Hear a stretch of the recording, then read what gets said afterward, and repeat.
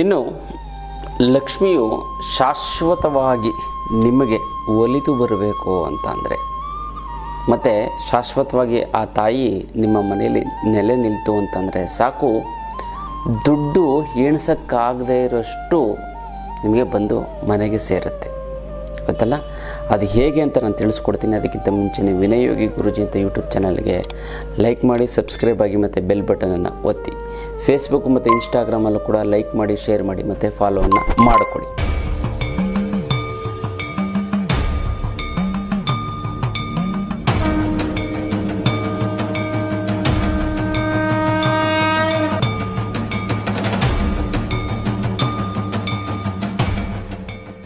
ಜೈ ಭಗವಾನ್. ಎಲ್ಲರಿಗೂ ನಮಸ್ಕಾರ. ಓಂ ಮಹಾದೇವಿ ಚ ವಿದ್ಮಹಿ ಶ್ರೀವತಿ ಚಿಮಹಿ ತನ್ನೋ ಐಶ್ವರ್ಯಲಕ್ಷ್ಮಿ ಪ್ರಚೋದಯತೆ. ಎಲ್ಲರಿಗೂ ನಮಸ್ಕಾರ. ಇವತ್ತಿನ ವಿಶೇಷ ಸಂಚಿಕೆಯಲ್ಲಿ ಅನೇಕ ವಿಚಾರಗಳನ್ನು ನಾವು ತಿಳ್ಕೊಳ್ಳೋಣ. ಮೊದಲನೇದಾಗಿ ಮುದ್ರೆಗಳು. ಯಾವೊಂದು ಮುದ್ರೆ ಮಾಡಿದ್ರೆ ಏನು ಅನುಕೂಲ ಆಗುತ್ತೆ ಅಂತ ನಾವು ನೋಡೋದಾಯ್ತು ಅಂದರೆ, ತುರಿಕೆ ಅಂದರೆ ಸುಮ್ಮನೆ ಕೆರೆತ ಬರುವಂಥದ್ದು, ಕಂಕ್ಳ ಸಂದಿಲ್ ಬರುವಂಥದ್ದು, ಕುತ್ತಿಗೆ ಹಿಂದುಗಡೆ ಬರುವಂಥದ್ದು, ಮತ್ತು ಹೊಟ್ಟೆ ಕೆರೆಯುವಂಥದ್ದು, ಎರಡು ತೊಡೆಯ ಮಧ್ಯದಲ್ಲಿ ಕೆರೆತ ಬರುವಂಥದ್ದು, ಎಲ್ಲ ಬೆವರು ಓಡಾಡ್ತಾ ಇರುತ್ತೆ. ಇದು ಸುಮ್ಮನೆ ಕೆರೆತ, ಅಂಗಾಲ ಮೇಲೆ ಮುಂಗಾಲ ಮೇಲೆ ಕೆರೆತ ಆಗುವಂಥದ್ದು, ಈ ಥರದ್ದು ಯಾವಾಗಲೂ ಆಗ್ತಾಯಿತ್ತು ಅಂತಂದರೆ ಇದು ಕೂಡ ದೇಹದಲ್ಲಿ ಅಪಾನವಾಯು ಜಾಸ್ತಿ ಇರುತ್ತೆ ಅಂತ. ಇದು ನಿವಾರಣೆ ಆಗಬೇಕು ಅಂತಂದರೆ ಯಾವ ಮುದ್ರೆಯನ್ನು ಮಾಡಿದ್ರೆ ಅನುಕೂಲ ಆಗುತ್ತೆ ಅಂತ ನಾವು ನೋಡೋದಂದರೆ ಅಪಾನ ಮುದ್ರೆ. ಈ ಒಂದು ಅಪಾನ ಮುದ್ರೆಯನ್ನು ನೀವು ಮಾಡಿದ್ದೇ ಆಯಿತು ಅಂತಂದರೆ ಎಂಥ ತುರಿಕೆ ಇದ್ರೂ ಹೊರಟೋಗುತ್ತೆ. ನೋಡಿ, ಇದೇ ಅಪಾನ ಮುದ್ರೆ. ಬೆರಳು ಪ್ಲಸ್ ಮುದ್ದೆ, ಬೆರಳು ಪ್ಲಸ್ ಉಂಗುರದ ತೋರ್ಬೆರಳು ಮತ್ತು ಕಿರುಬೆರಳು ನೇರವಾಗಿರುವಂತೆ ಎಚ್ಚರ ವಹಿಸಬೇಕು ಅಂತಲ್ಲ. ಇದನ್ನು ಮಾಡಿ ತುಂಬ ಚೆನ್ನಾಗಾಗುತ್ತೆ, ತುಂಬ ಒಳ್ಳೆಯದಾಗ್ತಾ ಬರುತ್ತೆ. ಇನ್ನು 10 ನಿಮಿಷಗಳ ಕಾಲ ಮಾಡಿ ನಿಮಗೆ ಸಂಪೂರ್ಣವಾದಂಥ ಒಂದು ಚೇತರಿಕೆಯನ್ನು ನೀವು ಕಾಣ್ಬೋದು. ತುರ್ಕೆ ಅನ್ನೋಂಥದ್ದು ಆಟೋಮೆಟಿಕಾಗಿ ಕಡಿಮೆ ಆಗುತ್ತೆ. 7-8 ದಿನದಲ್ಲಿ ನಿಮಗೆ ರಿಸಲ್ಟ್ ಬರ್ತಾ ಹೋಗುತ್ತೆ ಗೊತ್ತಲ್ಲ. ಇದು ವಿಶೇಷವಾದಂಥ ಒಂದು ಮುದ್ರೆಯ ವಿಚಾರ. ಇನ್ನು ಇದೇ ಸೆಪ್ಟೆಂಬರು 22ನೇ ತಾರೀಕು ಆನ್ಲೈನ್ ಕ್ಲಾಸ್ ಇದೆ. ಈ ಆನ್ಲೈನ್ ಕ್ಲಾಸಲ್ಲಿ ಏನು ಅಂತಂದರೆ ಏನು ಹೇಳ್ಕೊಡ್ತಿದ್ರೆ, ನೆಗೆಟಿವ್ ಎನರ್ಜಿ ರಿಮೂವಲ್. ದೇಹದಲ್ಲಿ, ಮನಸ್ಸಿನಲ್ಲಿ, ಮನೆಯಲ್ಲಿ ಮತ್ತು ಮಾಟ ಮಂತ್ರ, ವಾಮಾಚಾರ, ಬ್ಲ್ಯಾಕ್ ಮ್ಯಾಜಿಕ್ ಇದ್ದರೆ ಹೇಗೆ ಅದನ್ನು ಹೊರಗಡೆ ಬರೋದು, ಹೇಗೆ ಅದನ್ನು ತಕ್ಕೊಳ್ಳೋದು. ಒಂದ್ಸರಿ ನೀವು ವಿದ್ಯೆ ಕಲ್ತ್ಕೊತು ಅಂತ ಜೀವನ ಪರ್ಯಂತ ನಿಮಗೆ ಯಾವುದೇ ರೀತಿಯಂಥ ನೆಗೆಟಿವ್ ಎನರ್ಜಿ ನಿಮಗೆ ಬರೋದಿಲ್ಲ ಅದಲ್ಲ. ಹಾಗಾಗಿ ಈ ಒಂದು ಮುದ್ರೆಯನ್ನು ಮಾಡಿ, ಇದ್ದಕ್ಕಿದ್ದಂಗೆ ಅಪಮೃತ್ಯು ದೋಷ ಬಂದ್ಬಿಡಿ, ಇದಕ್ಕೆಲ್ಲ ನೆಗೆಟಿವ್ ಎನರ್ಜಿ ಪ್ರಾಬ್ಲಮ್ ಆಗ್ತಾ ಬರುತ್ತೆ. ಅದನ್ನು ಯಾವ ರೀತಿ ಹೊರಗಡೆ ಬರೋವಂಥದ್ದನ್ನು ನಾವು ಆನ್ಲೈನ್ ಕ್ಲಾಸಲ್ಲಿ ನಿಮಗೆ ತಿಳಿಸ್ಕೊಡ್ತೀವಿ. ಆ ಆನ್ಲೈನ್ ಕ್ಲಾಸ್ಗೆ ನೀವು ರಿಜಿಸ್ಟರ್ ಆಗಿ ಗೊತ್ತಲ್ಲ. ಇದು ವಿಶೇಷವಾದಂಥ ಒಂದು ಆನ್ಲೈನ್ ಕ್ಲಾಸಿನ ಒಂದು ವಿಚಾರ. ಇನ್ನು ಜೀವನದಲ್ಲಿ ಏನಂತಂದರೆ ನಾನಾ ರೀತಿಯಂಥ ಸಮಸ್ಯೆಗಳು ಬರುತ್ತೆ. ಹಣಕಾಸಿನ ಸಮಸ್ಯೆ ಆಗಿರ್ಬೋದು, ಫ್ಯಾಮಿಲಿ ಪ್ರಾಬ್ಲಮ್ ಆಗಿರ್ಬೋದು, ಜೀವನದಲ್ಲಿ ಎಲ್ಲ ಆಗಿ ರಿಟೈರ್ಡ್ ಆಗಿರ್ತಾರೆ, ಏನೋ ಒಂದು ಕಳ್ಕೊಂಡಂಗೆ ಆಗ್ತಾ ಇರುತ್ತೆ. ಶತ್ರು ಬಾಧೆಗಳಿರುತ್ತೆ, ಕೋರ್ಟ್ ಕಚೇರಿಗಳ ಸಮಯ. ಇದಕ್ಕೆಲ್ಲ ಕಾರಣ ಏನು ಅಂತ ನಮ್ಮ ದೇಹದಲ್ಲಿರುವಂಥ ಚಕ್ರ. ಈ ಚಕ್ರದಲ್ಲಿ ನಾನಾ ರೀತಿಯಾದಂಥ ಒಂದು ಸಮಸ್ಯೆಗಳು ಆಗ್ತಾ ಇರುತ್ತೆ. ಅಂದರೆ ಬ್ಲ್ಯಾಕೇಜಸ್ ಆಗ್ತಾ ಇರುತ್ತೆ. ಇದಕ್ಕೆ ನನಗೆ ಅನಾರೋಗ್ಯದ ಸಮಸ್ಯೆ ಬಂದು ಮಾಡುತ್ತೆ. ಈ ಚಕ್ರಗಳ ಆಕ್ಟಿವೇಶನ್ ಮಾಡೋದಕ್ಕೋಸ್ಕರ ಏನು ಮಾಡಬೇಕು ಅಂತಂದರೆ, ಅದ್ಭುತವಾದಂತಹ ಒಂದು ದೇವಸ್ಥಾನಗಳ ದರ್ಶನವನ್ನು ಮಾಡ್ತು ಅಂತಂದರೂ ಸಾಕು, ನಮಗೆ ಚಕ್ರಗಳ ಆಕ್ಟಿವೇಶನ್ ಆಗುತ್ತೆ. ಅದಕ್ಕೋಸ್ಕರ ನಾವು ಪುಣ್ಯಕ್ಷೇತ್ರ ಕಳಿಸ್ತಾ ಹೋಗ್ತೀವಿ. ಚಕ್ರಗಳು ವೀಕ್ ಆಗ್ತು ಅಂತಂದರೆ ಅವ್ರಿಗೆ ಹೇಳಿಕೊಟ್ಟು ಅದನ್ನೆಲ್ಲ ಸರಿ ಮಾಡೋದಕ್ಕೆ ಅಷ್ಟೊಂದು ಸಮಾಧಾನ ವ್ಯವಧಾನ ಇರೋದಿಲ್ಲ. ಅದಕ್ಕೋಸ್ಕರ ಅದನ್ನು ಮಾಡಬೇಕು. ಕುಂಡಲಿನಿ ಇನ್ನೊಂದು ಏನು ಅಂತಂದರೆ, ನಾವು ಈ ಸರಿ ಆಧ್ಯಾತ್ಮ ಪಯಣ ಅಂತ ಕೇರಳಗೆ ಕರ್ಕೊಂಡೋಗಿ, ಹೋದ ಸರಿನೂ ಕರ್ಕೊಂಡೋಗಿದ್ದೆ. ಒಂದು ವರ್ಷ ಆಯಿತು, ಒಂದು ವರ್ಷ ಗ್ಯಾಪ್ ಆಯಿತು. ಮತ್ತು ಇವಾಗ ಮತ್ತೆ ಕರ್ಕೊಂಡು ಹೋಗ್ತೀವಿ. ಅನಂತ ಪದ್ಮನಾಭಕ್ಕೆ ಕರ್ಕೊಂಡು ಹೋಗ್ತೀವಿ. ಅಲ್ಲಿ ಹೋಗಿ ನೀವು ನಾನು ಹೇಳೋಂಥ ಸಮಯದಲ್ಲಿ ನಾನು ಹೇಳೋಂಥ ಮಂತ್ರ ಇಟ್ಕೊಂಡು ನೀವು ಹೋಗಿ ದರ್ಶನ ಮಾಡಿದ್ದೇ ಆಯಿತು ಅಂತಂದರೆ ನೀವು ಕೋಟ್ಯಾಧಿಪತಿಗಳಾಗ್ತೀರ. ನಂಬರ್ 1. ಎಷ್ಟೊಂದು ಜನ ಗೊತ್ತಿಲ್ಲ ಯಾವ ಸಮಯದಲ್ಲಿ ಬಿಟ್ಟು ಅದನ್ನು ನಾವು ಮಾಡಿಸ್ತೀವಿ. ಖುದ್ದಾಗಿ ನಾನೇ ನಿಂತ್ಕೊಂಡು ಮಾಡಿಸ್ತೀವಿ. ಫ್ಯಾಮಿಲಿ ಜೊತೆ ಹೋಗಿರ್ತೀರ, ಆದರೆ ಗುರುಗಳ ಜೊತೆ ಹೋಗೋಕ್ಕೆ ಸಾಧ್ಯವೇ ಇಲ್ಲ. ಜೊತೆಗೆ ಅಲ್ಲೊಂದು ಮತ್ತು ವಿಷ್ಣು ಮಾಯೆ ಟೆಂಪಲ್ಗೆ ಕರ್ಕೊಂಡು ಹೋಗ್ತೀವಿ. ಅಲ್ಲೆಲ್ಲ ಸೆಲೆಬ್ರಿಟೀಸು ಬಂದು ಅಲ್ಲಿ ಹೋಗಿದ್ದಾರೆ. ಜೊತೆಗೆ ಗುರುವಾಯೂರಿಗೆ ಕರ್ಕೊಂಡು ಹೋಗ್ತೀವಿ. ಮತ್ತು ಚೋಟಾಣಿ ಕೆರೆ, ಅಲ್ಲಿ ಮಾಟ ಮಂತ್ರ ವಾಮಾಚಾರ ಪ್ರಯೋಗ ಆಗಿತ್ತು. ಅಲ್ಲಿ ಎಲ್ಲ ದರ್ಶನ ಮಾಡ್ತಂದರೆ ಪಟ್ ಅಂತ ಹೊರಟೋಗ್ಬಿಡ್ತದೆ ಇದೆಲ್ಲ. ಹಾಗಾಗಿ ಅದು ಅಧ್ಯಾತ್ಮ ಪಯಣಕ್ಕೆ ನೀವು ಹೆಚ್ಚಿನ ಮಾಹಿತಿಗೆ ನಮ್ಮ ಒಂದು ಆಫೀಸನ್ನು ಕಾಂಟ್ಯಾಕ್ಟ್ ಮಾಡಿ ಆದಷ್ಟು ಬೇಗ ಅದನ್ನು ರಿಜಿಸ್ಟರ್ ಮಾಡ್ಕೊಳ್ಳಿ. ತುಂಬ ಅನುಕೂಲ ಆಗುತ್ತೆ, ಒಳ್ಳೆಯದಾಗ್ತಾ ಬರುತ್ತೆ ಗೊತ್ತಲ್ಲ. ಇದು ಆಧ್ಯಾತ್ಮದ ಪಯಣದ ಒಂದು ವಿಚಾರ. ಇನ್ನು ಲಕ್ಷ್ಮಿಯು ಶಾಶ್ವತವಾಗಿ ನಿಮಗೆ ಒಲಿದು ಬರಬೇಕು ಅಂತ ಅಂದರೆ, ಮತ್ತು ಶಾಶ್ವತವಾಗಿ ಆ ತಾಯಿ ನಿಮ್ಮ ಮನೆಯಲ್ಲಿ ನೆಲೆ ನಿಲ್ತು ಅಂತಂದರೆ ಸಾಕು, ದುಡ್ಡು ಎಣಿಸೋಕ್ಕಾಗದೇ ಇರೋಷ್ಟು ನಿಮಗೆ ಬಂದು ಮನೆಗೆ ಸೇರುತ್ತೆ ಗೊತ್ತಲ್ಲ. ಅದು ಹೇಗೆ ಅಂತ ನಾನು ತಿಳಿಸ್ಕೊಡ್ತೀನಿ. ಅದಕ್ಕಿಂತ ಮುಂಚೆ ನೀವು ವಿನಯ್ ಯೋಗಿ ಗುರೂಜಿ ಅಂತ ಯೂಟ್ಯೂಬ್ ಚಾನಲ್ಗೆ ಲೈಕ್ ಮಾಡಿ, ಸಬ್ಸ್ಕ್ರೈಬ್ ಆಗಿ ಮತ್ತು ಬೆಲ್ ಬಟನನ್ನು ಒತ್ತಿ. ಫೇಸ್ಬುಕ್ ಮತ್ತು ಇನ್ಸ್ಟಾಗ್ರಾಮಲ್ಲೂ ಕೂಡ ಲೈಕ್ ಮಾಡಿ, ಶೇರ್ ಮಾಡಿ ಮತ್ತು ಫಾಲೋವನ್ನು ಮಾಡಿಕೊಳ್ಳಿ. ಗೊತ್ತಲ್ಲ. ಇನ್ನು ಲಕ್ಷ್ಮಿ ಶಾಶ್ವತವಾಗಿ ಒಲಿಬೇಕು ಅಂತಂದರೆ ಏನು ಮಾಡಬೇಕು ಅಂತಂದರೆ, ಲಕ್ಷ್ಮೀನ ಆರಾಧನೆ ಮಾಡೋದು ಏನಕ್ಕೆ ಅಂತ ದುಡ್ಡು ಬರೋದಕ್ಕೆ. ಎಷ್ಟೊಂದು ಜನ ಗಂಡು ಮಕ್ಕಳು ಇದು ಮಾಡೋದಕ್ಕೆ ಸಮಯಾವಕಾಶ ಇರೋದಿಲ್ಲ, ಆದರೆ ಹೆಣ್ಣುಮಕ್ಕಳು ಇದನ್ನು ಮನೆಯಲ್ಲಿ ಮಾಡಲೇಬೇಕು. ಗೊತ್ತಲ್ಲ. ಇದು ನೀವು ಈ ಶಾಶ್ವತವಾಗಿ ನಿಮಗೆ ಒಲಿದು ಬಂತು ಅಂತ ಅಂದರೆ ನಿಮಗೆ ಏನಂತಂದರೆ ಕೂತುತ್ತೀನಿ ನಿಮ್ಮ ಮಕ್ಕಳು, ನಿಮ್ಮ ಮೊಮ್ಮಕ್ಕಳು, ಮರಿಮಕ್ಕಳು 7 ತಲೆಮಾರು ತಿನ್ನುವಷ್ಟು ನಿಮಗೆ ಆಶೀರ್ವಾದ ಆಗುತ್ತೆ ಈ ಒಂದು ಸಣ್ಣ ಒಂದು ತಂತ್ರವನ್ನು ಮಾಡೋದ್ರಿಂದ. ಈ ಪೂಜೆಯನ್ನು ಯಾವಾಗ ಮಾಡಿದ್ರೆ ಅನುಕೂಲ ಅಂತ ಅಂದರೆ, ಶುಕ್ರವಾರ ಬೀಳಬೇಕು, ಅದು ಹುಣ್ಣಿಮೆ ಬೀಳಬೇಕು, ಆವತ್ತು ನೀವು ಪ್ರಾರಂಭ ಮಾಡ್ತು ಅಂತಂದರೆ. ಹಂಗಂದ್ರೆ ಅಲ್ಲಿವರೆಗೂ ಕಾಯಬೇಕಾ ಅಂತಂದರೆ ಇವಾಗ ಪ್ರಾರಂಭ ಮಾಡಿ. ವಿಶೇಷವಾಗಿ ನೀವು ಅದನ್ನು ಎಲ್ಲಿದೆ ಅಂತ ಇದೊಂದು ಟಾಸ್ಕ್ ನಿಮಗೆ. ನೀವು ಅದನ್ನು ಹುಡುಕಿ ಮಾಡಬೇಕು. ಕ್ಯಾಲೆಂಡರಲ್ಲಿ ಹುಡುಕಿ ಯಾವ ದಿನ ಹುಣ್ಣಿಮೆ ಮತ್ತು ಶುಕ್ರವಾರ ಬೀಳುತ್ತೋ ಅದನ್ನು ನೋಡಿ ನೀವು ಮಾಡಬೇಕು. ಮಾಡ್ತು ಅಂತಂದರೆ ತುಂಬ ಅದ್ಭುತವಾಗುತ್ತೆ. ಇವಾಗ ಇದನ್ನು ಪ್ರಾರಂಭ ಮಾಡಿಬಿಡಿ. ಗೊತ್ತಲ್ಲ. ನೀವೇನು ಮಾಡಬೇಕು ಅಂತಂದರೆ, ನೀವು ಬೆಳಗ್ಗೆ ಎದ್ದ ತಕ್ಷಣ ಸ್ನಾನ ಮಾಡಿ, ಸ್ನಾನ ಮಾಡಬೇಕಾದಾಗಲೇ ನೀವೇನು ಮಾಡಬೇಕು ಅಂತಂದರೆ, ಸ್ವಲ್ಪ ಹಾಲನ್ನು ಹಾಕಿ. ಯಾಕಂದರೆ ಹಾಲು ಅಂತ ಚಂದ್ರನ ಸಹೋದರ ಅಂತ. ಬಿಳಿಗೆ ಅಂತಂದರೆ ವಿಶೇಷವಾಗಿ ಲಕ್ಷ್ಮಿಗೆ ತುಂಬ ಪ್ರಿಯವಾದಂಥ ಅಂದರೆ ಹಾಲು ಅಂತಂದರೆ. ಯಾಕಂದರೆ ಹಸುವಿಗೆ ಸಂಬಂಧಪಟ್ಟಂತಹ ಯಾವುದೇ ವಸ್ತು ಆಗಿದ್ರೂ ಕೂಡ ಲಕ್ಷ್ಮಿಗೆ ತುಂಬ ಪ್ರೀತಿ. ನೀವೇನು ಮಾಡಿ ಅಂತಂದರೆ, ಸರಳವಾಗಿರುವಂಥ ತಂತ್ರವನ್ನು ಮಾಡಿ, ಹಾಲು ಪ್ರತಿ ಶುಕ್ರವಾರ ಒಂದು 1/4 ಲೀಟ್ರ್ ಹಾಲು ಅಥವಾ 100 ml ಬಗಿಟ್, ಅರ್ಧ ಬಗಿಟ್ಟು ನೀರಿಗೆ ನೀವು ಇದನ್ನು ಹಾಕಿಕೊಂಡು ತಲೆಗೆ ಸ್ನಾನ ಮಾಡಿ. ಗೊತ್ತಲ್ಲ. ನಿಮಗೆ ಲಕ್ಷ್ಮಿ, ಯಾಕಂದರೆ ನಿಮ್ಮ ಲಕ್ಷ್ಮಿ ಎಲ್ಲಿರ್ತಾಳೆ, ಎಲ್ಲೋ ಆಕಾಶದಲ್ಲಿ ಆಗಲಿ ಇದರಲ್ಲಾಗಲಿಲ್ಲ, ನಿಮ್ಮ ದೇಹದಲ್ಲಿ ಲಕ್ಷ್ಮೀ ತತ್ವ ಇರುತ್ತೆ, ಅದು ಜಾಗೃತಿ ಆಗುತ್ತೆ. ನೀವು ಲಕ್ಷ್ಮೀ ತತ್ವವನ್ನು ನೀವು ಜಾಗೃತಿಯನ್ನು ಮಾಡಿಕೊಂಡು ನೀವು ಏನೇ ಮಾತಾಡಿ ಅಥವಾ ಯಾವುದೇ ವ್ಯವಹಾರ ಮಾಡಿ ನಿಮಗೆ ಸಕ್ಸಸ್ ಆಗಿಬಿಡುತ್ತೆ. ಯಾರಿಗೆ ದುಡ್ಡು ಕೊಡಿದ್ರೆ ಪಟ್ಟಂತ ಕೊಟ್ಬಿಡ್ತಾರೆ. ಇಂಥ ಬಿಸ್ನೆಸ್ ಒಂದು ಐಡಿಯಾ ಮಾಡು ಅಂತಂದರೆ ಅದು ಐಡಿಯಾ ಮಾಡೋ ಸಕ್ಸಸ್ ಆಗೇ ಬಿಡುತ್ತೆ.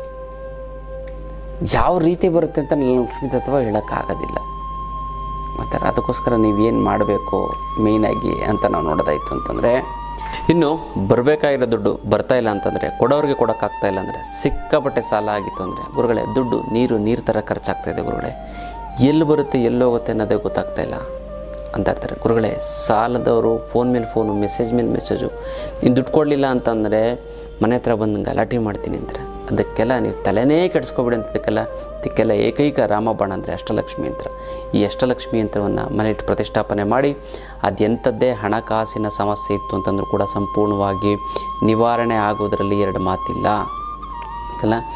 ಈ ಒಂದು ಅಷ್ಟಲಕ್ಷ್ಮಿ ಯಂತ್ರಕ್ಕೆ ಮುಟ್ಟು, ಕಟ್ಟು, ಚಟ್ಟು, ಮಡಿ, ಮೇಲ್ಗೆ, ಸುತ್ತಕ, ಗೀತ್ಕ, ವೆಜ್ಜು, ನಾನ್ ವೆಜ್ಜು, ಜಾತಿ ಗೀತಿ, ದಿಕ್ಕು ಗಿಕ್ಕು ಆ ಥರದ್ದೇನಿಲ್ಲ. ಇಟ್ಟ ಸಹ ಕೆಲಸ ಆಗುತ್ತೆ. ದೇವ್ರ ಮಲ್ಲಾರು ಇಡ್ಬೋದು, ಬೀರಿನಲ್ಲಾರು ಇಡ್ಬೋದು. ಪ್ರತಿದಿನ ಪೂಜೆ ಮಾಡಲೇಬೇಕು ಅಂತ ಕಂಡೀಷನ್ ಇಲ್ಲ. ಪೂಜೆ ಮಾಡಲಿಲ್ಲ ಅಂತಂದ್ರೂ ಕೂಡ ನಡೆಯುತ್ತೆ. ಇದಕ್ಕೆ ದೇವ್ರ ಮಲ್ಲಾರು ಇಡ್ಬೋದು, ಬೀರಿನಲ್ಲಾದರೂ ಕೂಡ ಇಟ್ಟು ಪ್ರಾಣ ಪ್ರತಿಷ್ಠಾಪನೆ ಮಾಡಿ. ಇದು ಸಾಕ್ಷಾತ್ ಲಕ್ಷ್ಮೀ ದೇವಿ ಇದ್ದಂಗೆ ನಿಮ್ಮ ಮನೆಯಲ್ಲಿ ನೆಲೆಸ್ತಾಳೆ. ಇದೊಂದು ಇತ್ತು ಅಂತಂದರೆ ನೀವು ಹಣಕಾಸಿನ ಸಮಸ್ಯೆಯನ್ನು ಮರೆತುಬಿಡಿ ಸಂಪೂರ್ಣವಾಗಿ. ಇದನ್ನು ಕೊರೆಯಲ್ಲಿ ಕಳಿಸೋದಕ್ಕಾಗೋದಿಲ್ಲ. ನೇರವಾಗಿ ಖುದ್ದು ನನ್ನ ಭೇಟಿಗೆ ನನ್ನ ಕೈಯಾರೆ ನೀವು ತೆಗೆದುಕೊಂಡು ಹೋಗಿ. ತುಂಬ ಚೆನ್ನಾಗುತ್ತೆ, ಒಳ್ಳೆಯದಾಗುತ್ತೆ. ಕರ್ಮ ಕಳೆದಿದ್ದರೆ ಮಾತ್ರ ಇದನ್ನು ತೆಗೆದುಕೊಳ್ಳೋಕ್ಕಾಗೋದು.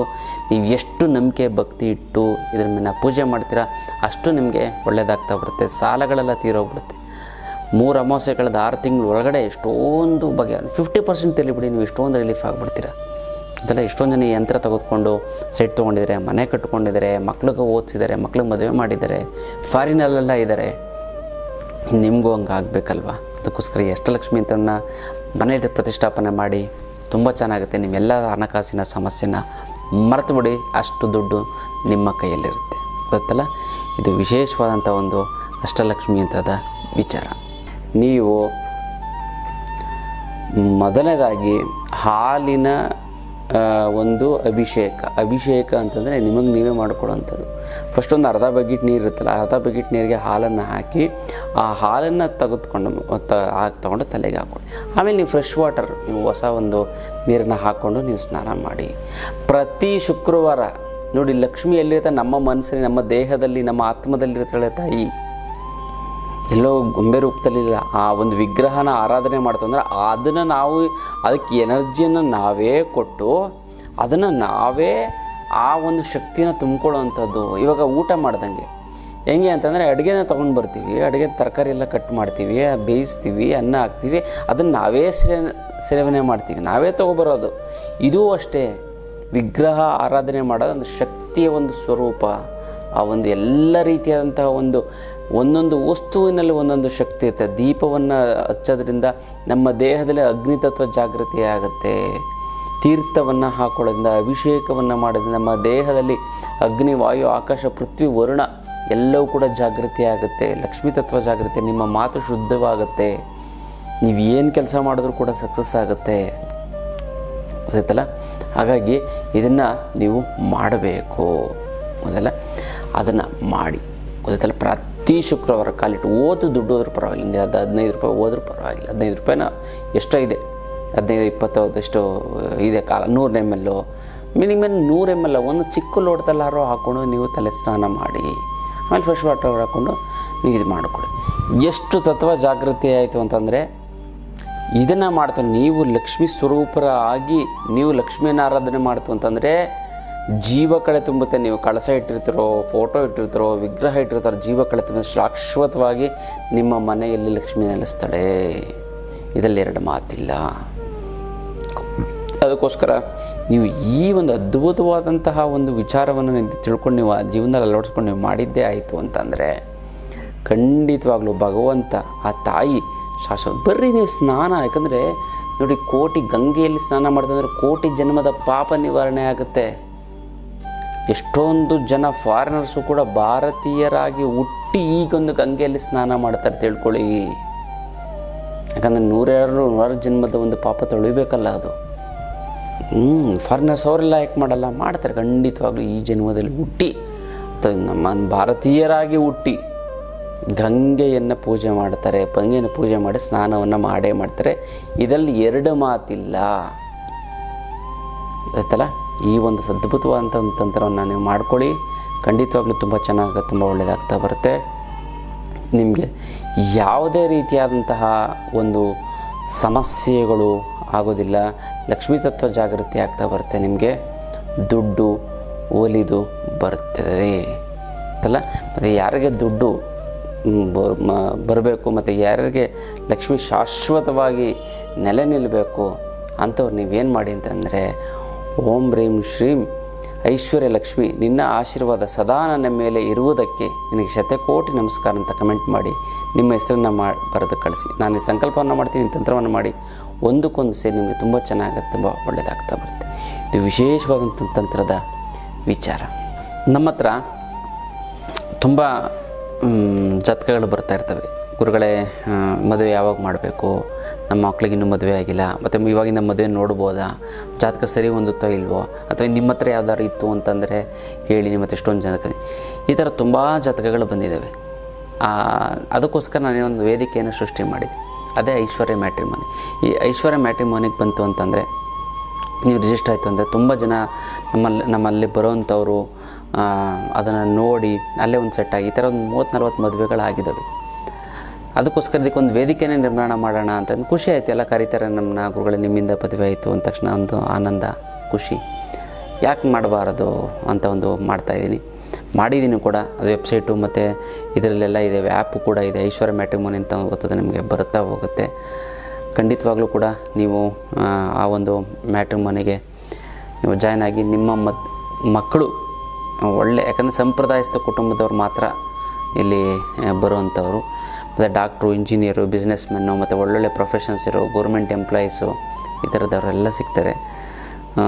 ಅದು ನಿಮಗೆ ಮ್ಯಾಚ್ ಆಯಿತು ಅಂತಂದರೆ, ಇಲ್ಲ ಅಂತಂದರೆ ಇಲ್ಲಿ ಒಂದು ಮುಂದೆ ಇದು ಚೆನ್ನಾಗಿ ಆಗ್ತಕ್ಕಂಥ ಸಮಾವೇಶ ಅಂತ ಮಾಡ್ತೀವಿ. ಸಮಾವೇಶದಲ್ಲಿ ವಧುಗಳು ಬರ್ತಾರೆ, ವರರು ಕೂಡ ಬರ್ತಾರೆ. ಮಾಡ್ತೀನಿ ಅಂತೆಲ್ಲ ನಮ್ಮ ಆಶ್ರಮದಲ್ಲೇ ಕೂತ್ಕೊಂಡು ಮಾತಾಡೋ ಇಷ್ಟ ಆಯಿತು ಅಂತಂದರೆ ಮುಂದುವರಿತಾರೆ, ಇಲ್ಲ ಅಂತಂದರೆ ಯಾರಿಗೂ ಗೊತ್ತಾಗಲ್ಲ. ಯಾಕಂದರೆ ಒಂದು ಹುಡುಗ ಬಂದರು ಏನು ಸೆಟ್ ಆಗಿಲ್ಲ, ಅಥವಾ ಒಂದು ಹುಡುಗಿ ನೋಡ್ತಾ ಇನ್ನೂ ಸೆಟ್ ಆಗಿಲ್ಲ ಅನ್ನೋದಕ್ಕಿಂತ ಅವ್ರ ಮನೆಗೆ ಇವ್ರು ಹೋಗೋದು, ಇವ್ರನ್ನ ಒಂಥರ ನೋಡುವಂಥದ್ದು, ಸೆಟ್ ಆದ ಮೇಲೆ ಊಟಕ್ಕೆ ಹಾಕೋಣ, ಇಲ್ಲ ಅಂತಂದರೆ ಬೇಡ, ಏನೋ ನಾನಾ ರೀತಿಯಂಥ ಒಂದು ಮಿಸ್ಕನ್ಸೆಪ್ಷನ್ ಇದೆ. ಅದಕ್ಕೋಸ್ಕರ ಇಲ್ಲೇ ಒಂದು ಸಮಾವೇಶ ಅಂತ ಮಾಡಿದಾಗ